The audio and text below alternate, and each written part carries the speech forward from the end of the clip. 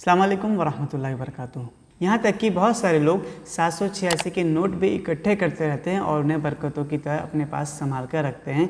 और बहुत सारे लोग गले में 786 के लॉकेट वगैरह पहन के रखते हैं और ये समझते हैं कि ये बिस्मिल्लाहिर्रहमानिर्रहीम है या उसके बराबर है या उसका बदला है। तो सबसे पहली बात तो मैं आपको ये बताऊंगा कि 786 बना कैसे। बिस्मिल्लाहिर्रहमानिर्रहीम के बदले 786 लिखने का ये सिलसिला जो शुरू हुआ ये हुआ कैसे है और 786 किस तरीके से बिस्मिल्लाह के अकॉर्डिंग बन रहा है, सबसे पहले तो मैं आपको ये बताऊंगा और फिर इससे सच में कुछ बेनिफिट हासिल हो सकते हैं या नहीं हो सकते हैं और वो तभी पता चलेगा कि इसकी जो कैलकुलेशन है वो ठीक है कि नहीं है। तो सबसे पहले मैं आपको इसकी कैलकुलेशन बताऊंगा। तो ये एक नंबर की ज़बान है, गिनती की ज़बान है, जिसमें हर लेटर के लिए कुछ ना कुछ नंबर एक फिक्स कर दिया गया है। तो आप देख सकते हैं किस तरीके से अलिफ के लिए 1 नंबर, बा के लिए 2 नंबर, जीम के लिए 3 और दाल के लिए 4 और हा जो गोल हा होती है उसके लिए 5 नंबर, वाव के लिए 6, जे के लिए 7 नंबर, बड़ी हा के लिए 8 नंबर, तौ के लिए 9 नंबर, या के लिए 10 नंबर, काफ के लिए 20, लाम के लिए 30, मीम के लिए 40, नून के लिए 50 और सीन 60, ऐन के लिए 70, फा के लिए 8, स्वाद के लिए 90 और काफ के लिए 100 और रा के लिए 200 और बड़े शीन के लिए 300, ता के लिए 400, सा के लिए 500 और खा के लिए 600 और जाल के लिए 700 और ज़ौद के लिए 800 और ज़ोय के लिए 900 और गैन के लिए 1000। ये नंबर ले रखे हैं। तो इन सब में क्या कैलकुलेशन करिए, 1 से लेके 10 तक गए, 1 2 3 4 5 6 7 8 9 10।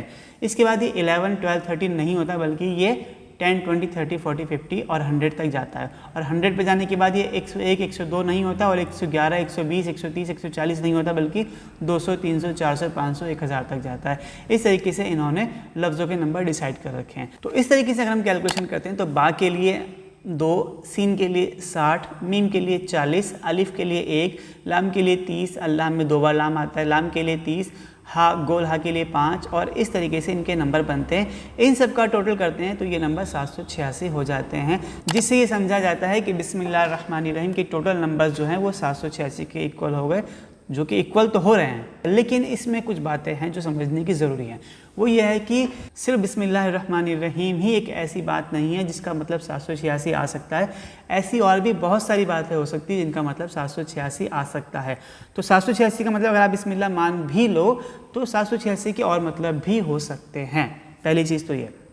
दूसरी चीज़ ये है कि मान भी लो कि बिस्मिल्लाहिर्रहमानिर्रहीम है तो ये जो अरबी के बिस्मिल्लाहिर्रहमानिर्रहीम उसका बदल नहीं हो सकता, उसकी बरकतें इससे हासिल नहीं हो सकती और उससे इसको लॉकेट की तरह या तावीज़ की तरह इस्तेमाल नहीं किया जा सकता। और किसी भी ख़त में 786 ऊपर लिखे हम समझें कि हमने इसको बिस्मिल्लाहिर्रहमानिर्रहीम लिख दिया तो ये ऐसा नहीं हो सकता। ओरिजिनल जो है वो अरबी ज़बान ही है। आप हिंदी में भी तर्जुमा लिख देंगे तो बेहतर रहेगा, लेकिन ओरिजिनल वाले फ़ायदे आपको हिंदी में और इंग्लिश में भी हासिल नहीं होंगे। तो ओरिजिनल जो है बिस्मिल्लाहिर्रहमानिर्रहीम, जिसका मतलब यह है कि शुरू करता हूँ अल्लाह के नाम से जो बड़ा मेहरबान और निहायत रहम करने वाला है। रही बात, बहुत सारे लोग इसको इसलिए लिखते हैं कि हम कहीं ख़त में या शादी कार्ड में इसको लिख रहे हैं तो किसी के पास जाएगा तो इसकी बेअदबी नहीं होगी। और बिस्मिल्लाहिर्रहमानिर्रहीम अगर हम पूरा लिखते हैं तो वो कहीं कोई उसे फेंक देगा, फाड़ देगा तो उसकी बेअदबी हो सकती है।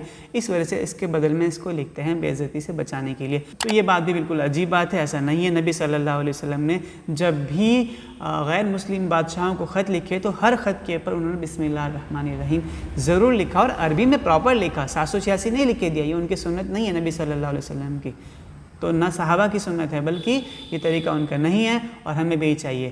तो इस डर से कि सामने वाला इसकी बेहुरमती करेगा हम उसको लिखना छोड़ दें, ये इस्लाम का तरीका नहीं है।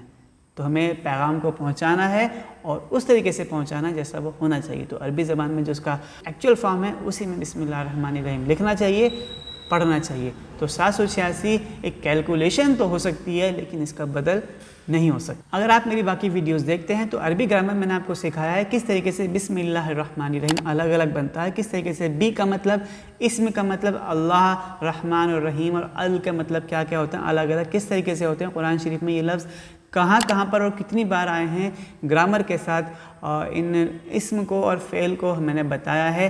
चैप्टर नंबर 1 से लेके चैप्टर नंबर 11 तक मैं आपको ऑलरेडी बता चुका हूँ और वो सारी वीडियो अगर आपने नहीं देखी तो वहाँ से आप जाके उनको देख सकते हैं। उम्मीद है कि बात आपको समझ में आई होगी और चैनल पर नए हैं तो सब्सक्राइब कीजिए और बाकी अरबी ग्रामर के लिए और कुरान को समझने के लिए बाकी वीडियोज़ देखते रहिए। अस्सलाम वालेकुम व रहमतुल्लाहि व बरकातुहू।